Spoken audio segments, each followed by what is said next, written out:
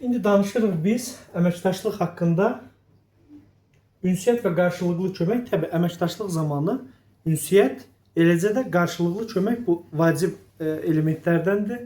Belə deyək də, biz ünsiyyət qurmayaq, hərə öz işi ilə məşğuldur, hərə başını salıb aşağı öz işini görür, amma dəyirmi masa ətrafındayıq. Bu deməli, siz sualınızı verə bilərsiniz, bu bizə maneçilik törətmir. Əməkdaşlıq yoxdur, hərə öz işini görür, fərdi fəaliyyət, dəyirmi masa olur, olmur, onun bir fərqi yoxdur. Davam edirik. Sosial bacarıqların inkişafı. Sosial bacarıq dedikdə biz nəyi nəzərdə tuturuq? Sosial bacarıq ümumilikdə nədir? Ətrafla münasibət, düzdür? Sosial bacarıq ətrafla münasibətdə və əməkdaşlıq eləyir isə sosial bacarıqlarımız məcbur inkişaf etməlidir. Biz birlikdə çalışırıq, ünsiyyət qururuq, eyni məqsəd üçün müzakirə aparırıq. Hansı nəzəriyyədə var idi? Nə? Sosial bacarıqlar. Məsələn, Vygotsky'nin sosial öyrənmə nəzəriyyəsində təbii sosial qarşılıqlı əlaqədə öyrənmə orada doğrudur. Biz indi konstruktivizm yanaşmasında onu xatırladacağım sizə. İnkişaf edir. Qrup prosesinin refleksiyasını. Mən refleksiv fəaliyyəti deyəcəm sizə. Bax, mən qrupu keçirəm, əməkdaşlığı, konstruktivizmi keçirəm. Ondan sonra refleksiv adaptivi keçirəm. Bunlar hamısı eyni fəaliyyətin içində ola bilər. Əməkdaşlıq hissəsi əməkdaşlığa aiddir. Amma qrup fəaliyyətinin refleksiyası bir var. Turani müəllimə tək özünün adı nədir? Refleksiya edir. Fəaliyyətin sonunda düşünür ki, mən nə etdim, nə zəifim var, nə güclü tərəfim var, nə üstün, nə əskik tərəfim var, hansı metod dəstək oldu, özüdür. Bir də var, biz hamımız birlikdə, qrup olaraq, komanda olaraq birlikdə fəaliyyətin sonunda nə etdik, nə bizə maneçilik törətdi və yaxud nə dəstək oldu, birlikdə bunu müəyyən etməyə çalışırıq. Bu, birlikdə qrup refleksiyası olacaq əməkdaşlıqda vacib komponentlərdən biri. Davam edirik. Bax, dərsin əvvəlində siz bizə bunları saydınız. Əslində bunların hamısını bilirsiniz. Qruplar dediniz ki, heterogen olmalıdır. Bunu siz dediniz, mən demədim. Vəzifə bölgüsü aparılmalıdır. Vəzifə bölgüsü aparılmalıdır. Aha. Kim aparmalıydı vəzifə bölgüsünü, bunu yadda saxlayın. Biz şagirdlərin öhdəsinə buraxırıq. Amma şagirdlər, mən düşünürəm ki, mənim şagirdlərim ailəmi vuracaq bir-birinə, qarışacaqlar bir-birinə, mənim istədiyimə yiyələnməyəcəklər və problem yaşanacaq, gedişata təsir edəcək, o zaman dəstək verirəm. Amma vəzifə bölgüsünü şagirdlərin öhdəsinə buraxmaq lazımdır. Amma biz yenə deyirəm, sinifimizi tanıyırıq artıq. Problem olacaqsa dəstəyimizi oradan etmirik. Monitoring aparmaq, dəstək vermək, bu müəllimə aiddir. Monitoring nədir? Yoxlama. Mənə deyir, daim müşahidə apar, monitoring apar və orada dəstək ver. Formativ qiymətləndirmənin göstəricisi deyil bu. Dərs müddətində müşahidə edirəm, monitoring edirəm, sonra da dəstək verirəm. Doğrudur. Qrup nəticəsi ilə şagirdlərin fərdi töhfəsini əlaqələndirin. Bax, bu nə deməkdir? Nəticə və fərdi töhfə. Nəzrin müəllimə bizim qrup işində, fəaliyyətimizdə deyək ki, filan töhfələri o verib. Amma biz onu yəni ümumi adımıza götürdükdə içində şübhə, narazılıq qalmaqmı? Mən bunu etdim, bunu etdim. Bizi müəllim müqayisə etmədən, amma qrup fəaliyyəti və fərdi töhfələri qeyd etmə cədvəli tərtib edə bilər. Bu, fərdi töhfələrin verilməsi.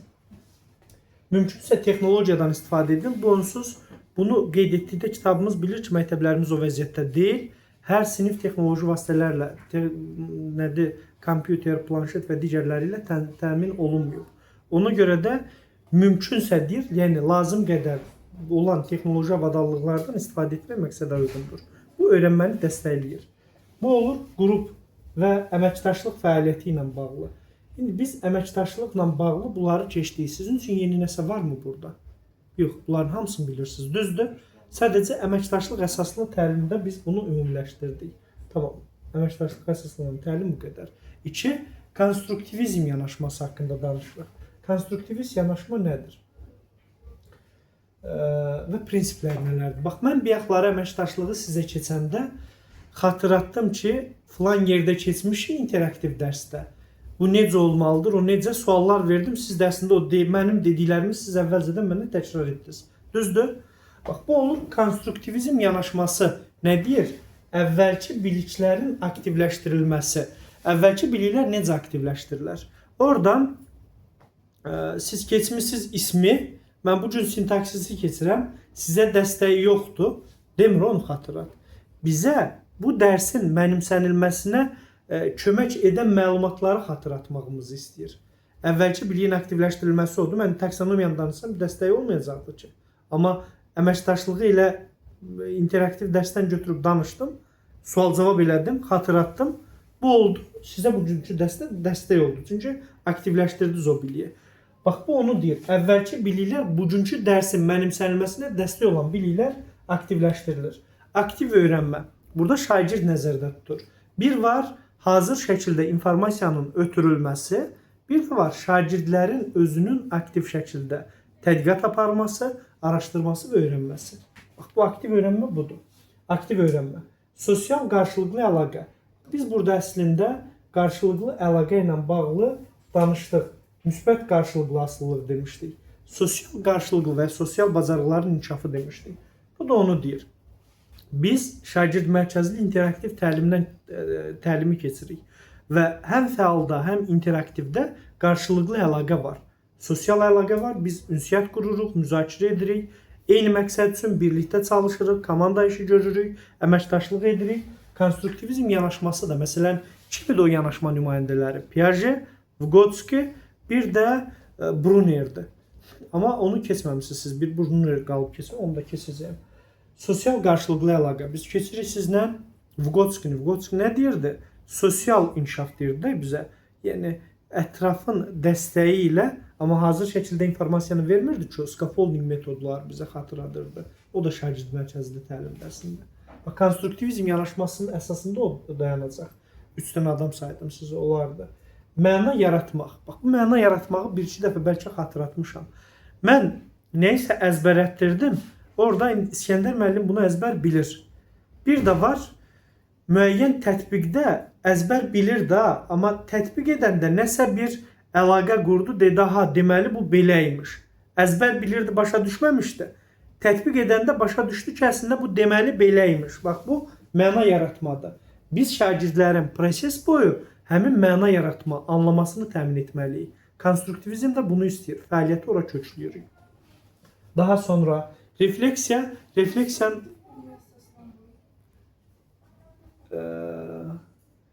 konseptual demək istəyirsiniz. O eyni şey deyil, amma deyə bilərik. Təfəkkürlə əlaqələnmə təbii ki, şagirdlərin konseptual özünün əlaqə qurması. Ola bilər, doğrudur. Konseptual. Bəli, oxşur adlar sadəcə. Konseptual bilik demək istəyirsiniz, təfəkkürlə bağlıdır, doğrudur. Deyirsiniz, amma o bilikdir deyə burada öyrənmə fəaliyyətini özündə əks etdirir də. Sosial təsir oldu. Məna yaratma prosesi hökmən dəstək verməliyik. Anlasın, özün nə olduğunu başa düşsün. Refleksiyanın nə olduğunu bilirsiniz. Bilirikmi? Refleksiya dərsin əvvəlində olur, düzdür? Sonunda olur. Və metakognitiv biliklə bağlıdır, düzdür? İndi refleksiyanda keçəcəksiniz onsuz, onu da bilirsiniz onsuz. Refleksiya konstruktivizm yanaşmasında əsasdır, yəni fəaliyyətə qayıtsın, özünü izləsin, düzünü bilsin, səhvini bilsin və s. Fasilitator müəllimin rolu. Fasilitatoru da dünəndən bilirsiniz. Fasilitatorun müəllimin rollarını bilirsiniz. Fasilitator müəllim bələdçi müəllimdir, məlumatla təmin edən müəllimdir, tədqiqatçı müəllimdir. Fasilitator yol göstərən, istiqamət verən informasiyanı hazır şəkildə ötürmür. Hətta suallarla, yönləndirici suallarla özlərinin tapmasını təmin edir. Bax, fasilitator müəllim dedikdə bunu nəzərdə tuturuq. Konstruktivizm. İndi bax, burada biz ənənəvi sinif və ənənəvi və konstruktivist yanaşma ilə bağlı qısaca bir əlaqə quracağıq. Kitabınızda bu məlumat var. Ənənəvi nədir? Bax, biz sabit sözün eşidir deyə əvvəllər sizlə. Deyirdi olmaz, bizim keçdiyimiz şagird mərkəzliyə uyğun deyil. Sərt və sabit kurikuluma bağlılıq nədir? Hər dərs eyni formatda keçir. Neynirdi? Gəlirdi, müəllim dərsi soruşurdu, qiymətləndirirdi, sonra izah verirdi, gedirdi. Sabit bax. Bu doğru deyil. Bu ənənəvi aiddir. Doğru deyil deyəndə ənənəvidir. Konstruktivistdə nə deyir? Şagird sual və maraqlarının izlənməsi. Sual və maraqların izlənməsi, axı araşdıran özüdür, sualları verir. Mən onu əslində birbaşa cavabı vermirəm. Yönləndirirəm, tapmasını təmin edirəm, maraqlarını müəyyən edirəm, dərsi də onun maraqlarına uyğun qururam. Şagird mərkəzidir axı. Bu konstruktivizm. Təkrar üzərində öyrənmə. Təkrar əzbərləmə, öyrənmənin mövcud biliklər üzərində interaktiv qurulması. Bax. Əvvəlki biliklərin aktivləşdirilib araşdırmağa sövq edilməsi, öyrənmənin mövcud bilikləri üzərində interaktiv. İnteraktiv nə idi? Qarşılıqlı əlaqə əsası. Nə interaktiv? Bu demişdik də. Hərfi mənası qarşılıqlı əlaqə deməkdir. Şagird, müəllim-şagird qarşılıqlı əlaqəsi. Müəllim mərkəzli bilirsiniz, ənənəvidir, şagird mərkəzli, konstruktivistdir. Müəllim məlumatı ötürür, şagird pasiv alıcıdır. Bunu heç deməyə ehtiyac yoxdur artıq. Biz bunu bilirik ki, ənənəvi yanaşmaya aiddir. Amma müəllim dialoq aparır. Biliyini şagird özü qurursa, bunu artıq bilirik ki, şagird mərkəzli artıq konstruktivistə aiddir. Dialoq nədir? Mən hazır cavabı vermirəm, verdiyi sualı yönləndirərək tapmasını təmin edirəm. Dialoq deyil. Cavabı kim tapır? Özü. Mən hazır cavab demədim ki. Hazır cavabı harda deyirəm? Ənənəvidə. Müəllimin rolu direktiv və səlahiyyət yönümlüdür. Yəni, hər şey burada mənəm. Mən öyrənmişəm, informasiyanın ən üstün həddi mənəm. Mən çatdırıram onu sizə. Direktiv və səlahiyyət yönümlü budur. Bir də var, müəllimin rolu qarşılıqlı əlaqə əsasında, interaktiv formada müzakirə yönümlüdür. Hazır informasiyanı ötürmür, ora gedir, çıxır bu da. Əsasən tək işləyir, bu rəqabət mühitinə dəstəkləyir, birlikdə çalışır, əməkdaşlığı dəstəkləyir. Çox mu çətindir? Çətin deyil. Konstruktivist müəllimlə bağlı danışır. Biz orada sadaladıqlarımızdır. Sadəcə səlahiyyət və kitabınızda onsuz hamısı olduğu kimi verilirdi. Səlahiyyətini və təşəbbüsünü təşviq edir. Təşviq və tərifin fərqi nə idi? Təşviq nədir, tərif nədir? Gələcək fəaliyyətə kökləyir, təşviq. Tərif nədir? Bitmiş fəaliyyətlə bağlı verilir. Bizə deyir ki, təşviq eləyin. Yəni istiqamətləndirin, tapsın. Tərifdən çox təşviq edir. Şagird cavabları dərsin gedişini yönləndirilməsinə imkan verir. Kimin? Şagirdin cavabları gedişin yönləndirilməsinə. Yəni mənə sual verdi, mən sualına yönləndirici sualla cavab verirəm. Öz cavabını yenə də yönləndirirəm. Öz cavabını yenə yönləndirirəm. Yəni verdiyi cavablar onu yönləndirməyə, dərsin yönləndirilməsinə təsir edir. Açıq tipli suallar sorğu aparır. Şagirdi sual verməyə təşviq edir. Biz demişdik, sual hazırlayan və sual verən tərəf kimdir? Həm müəllim, həm şagird. Hər iki tərəf. Qurucu hamımız. İlkin hipotezlər və ziddiyyətlər yaradan təcrübələr təşkil edir və müzakirə aparır. Sualdan sonra gözləmə vaxtı verir. Bunları bildiyimiz şeylərdə artıq. Münasibətlər qurmaq, metaforalar yaratmaq üçün zəmin ayırır. Metafora abstrakt keçmişik, köçürmə. Biz nə etmişdik orada? Bərabərlik anlayışı, imperiya anlayışı yazılmışdı ya sizin testinizdə, kitabınızda. Biz demişdik imperiyanı abstrakt təfəkkür keçmədik sizlə. Praktik, abstrakt keçdik. Yəni orada biz imperiya anlayışı dedik, sonra böyük bir ağac dedik, budaqları, kökü, metropoliya, müstəmləkələr və s. belə imperiyanı təsvir etmişdik. Sizə siz o qədər maraqlı demər ya sizə. Siz də belədir, sizdən heç belə şey mi olur? Ən yaxşı dərsi sizə keçirik. Yalan da, hə? Ne iş yaratırsınız? Yaxşı. Nasıl idi? Ben mahnının slaytda nə var ki, onu hazırlamadım. Növbəti dərs sizin üçün musiqili bir slayt hazırlayacağım. Dərs onun üzərində quracağım. Refleksiv yanaşma. Bax, refleksiv, gəlin refleksiyadan danışaq. Refleksiya nədir? Şagirdin özünü Aha. qiymətləndirməsi kimi bir şey. Özünü qiymətləndirməsi refleksiya aid olar. Yəni fəaliyyətimizin sonunda öz fəaliyyətimiz, özümüzü izləyirik.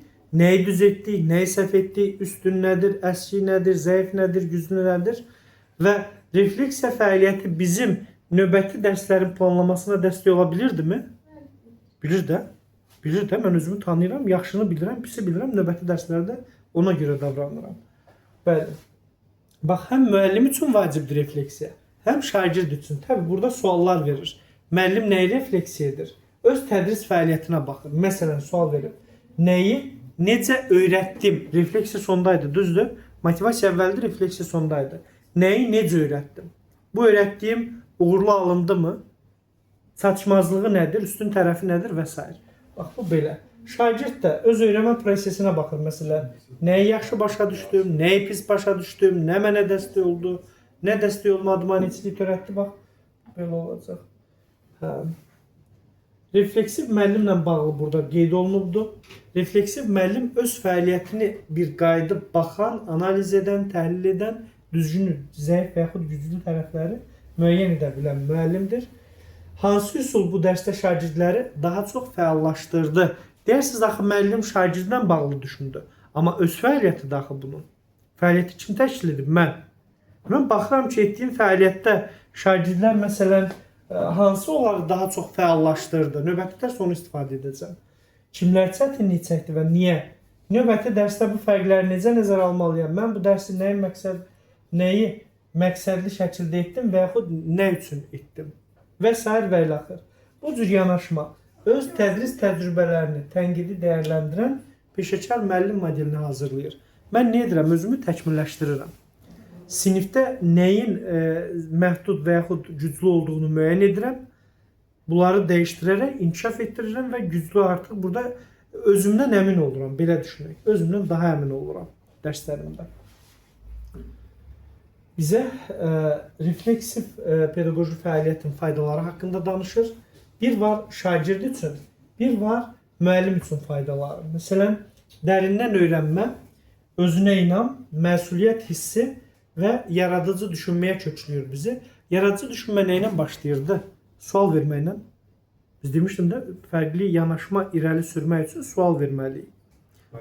Yaradıcı təfəkkürdə 4 dənə düşünmə forması keçdiniz. Sual vermək, sonra yadımızda deyil, müşahidə, təcrübə, əlaqələndirmə.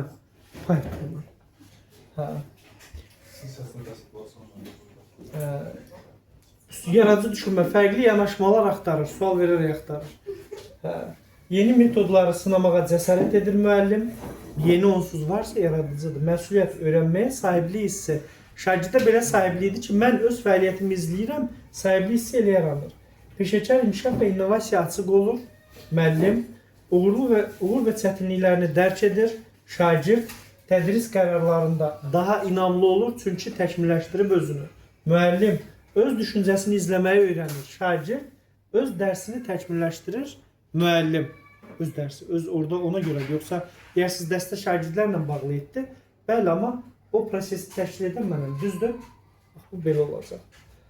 Davam edirik. Adaptiv yanaşma. Adaptiv haqqında danışım sizə. Adaptiv fərdiləşmədir. Biz hamımız fərqliyik, fərdiyik. Özümüzə məxsus xüsusiyyətlərimiz var. Deməli, biz bu prosesdə müəllim deyir sonra. Özünü xəstəxanada hiss edim. Uşaq ağlayır orada. Dişimiz ağrıdı.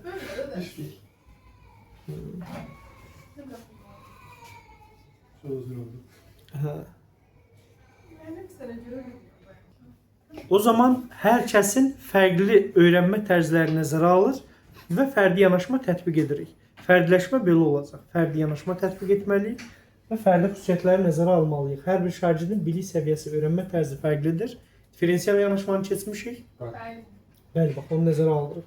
Eyni mövzu zəif şagirdə yönəldici, güclü şagirdə isə tədqiqat tapşırığı verilərək təqdim oluna bilər. Bax, bizə deyir ki, davamlı diaqnostika və rəy. Qarşınıza testlər çıxacaq sizi çaşdırmaq üçün. Davamlı diaqnostika var, bir də var bir dəfə məsələn. Mən ilin əvvəlində hamınızı tanıdım, diaqnostika apardım.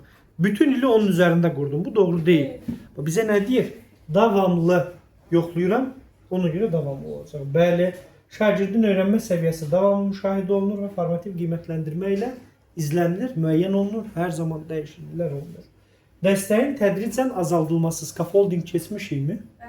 Hə, scaffolding deyirdi ki, bax siz indi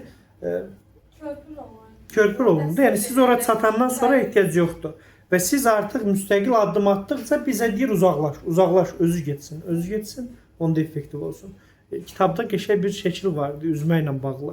Uşaq dayazda oturub batmır, kömək lazım deyil. Dərin hissədə üzməyi öyrədir, o birisi hissədə özü üzür, geri çəkilir. Bizə də onu deyir, artıq Adaptiv yanaşmada fərdi olmalıdır. Fərdiləşmədə 3 addım göstərir. Məzmun üzrə fərdiləşmə. Məzmun üzrə biz diferensial təlimdə sizlə keçmişdik. Məzmunu səviyyələr üzrə neçə səviyyədə? Taksonomiyanın səviyyələri üzrə 6 səviyyədə verməli idi. Düzdür? Fərdiləşməni belə təmin edirik. Tapşırıq üzrə fərdiləşmə biz hamımız fərqliyik axı. Eyni məqsədə oxuyaraq çatır, görərək, hərəkət edərək və yaxud eşidərək və s. və yaxud. Fəaliyyətlər fərqli ola bilər, fərdi, cüt, qrup və s. İndi tapşırığı da əslində məqsədə çatmaq üçün şagirdə uyğun seçir deyir. Dəstək səviyyəsi üzrə fərdiləşmə deyək ki, bayaqlar bəlkə bununla bağlı müzakirə getdi bizdə. Ayşə müəllimənin potensialı yüksəkdir. Yəni o və əvvəlki biliklərdə bəhs edir ki, elə az bir istiqamətlə öz tapşırığını yerinə yetirsin. Amma Aqilin buna potensialı çatmır. İndi müəllim daha çox yəni Aqilin fərdi dəstəyi Aqilə ayırsa, yəni bərabər imkanları pozurmu burada? Pozmur. Bəli, pozmur. Çünki ehtiyacı yoxdur axı. Artıq vaxtını alacam. Bir də niyə danışıram? Hə, pozmur. Pozmur. Elə olanda pozmur. Çünki fərdiləşmədə biz eyni deyilik. Digər mövzuda sizin zəif tərəf olar, bunun güclü olar, sizə daha çox məsələn dəstək göstərər. Biz ona görə də fərdi xüsusiyyətləri, fərdiləşməni nəzərə alırıq. Dəstək zamanında hamıya eyni demirik. Hamıya özünə uyğun deyirik. Hamıya özünə uyğun. Hamıya eyni olmur. Eyni deyilik çünki. Dəstək belə olacaq. Varmı sualımız? Yoxdur. Bizim keçəcəyimiz mövzu pedaqoji və psixoloji yanaşmalarla bağlı bu qədərdir. Nə sualınız varsa